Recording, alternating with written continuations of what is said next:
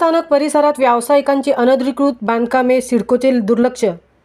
देशाचे पंतप्रधान मोदी यांच्या शुभ हस्ते शुक्रवार दिनांक 12 रोजी खारकोपर नवी मुंबई उरण या प्रवासी रेल्वे सेवेचा लोकार्पण सोहळा मोठ्या थाटामाटात पार पडणार आहे। मात्र उरणकरांचे स्वप्न साकारणाऱ्या उरण रेल्वे स्थानक परिसरात व्यावसायिकांची अनधिकृत बांधकामे उभी असल्याने त्याचा त्रास हा प्रवासी नागरिकांना सहन करावा लागणार आहे।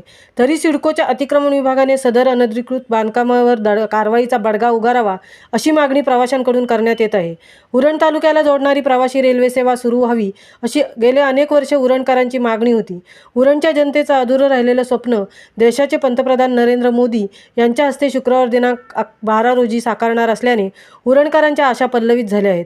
मात्र सिडकोच्या अतिक्रमण विभागाने उरण रेल्वे स्थानक परिसरातील व्यावसायिकांची अनधिकृत बांधकामे हटवण्यासाठी पुढाकार न घेतल्याने सदर अनधिकृत बांधकामाचा आणि भविष्यात रेल्वे स्थानक परिसरातील मोकळ्या जागेवर उभ्या राहणाऱ्या अनधिकृत बांधकामांचा त्रास हा प्रवासी नागरिकांना सहन करावा लागणार आहे।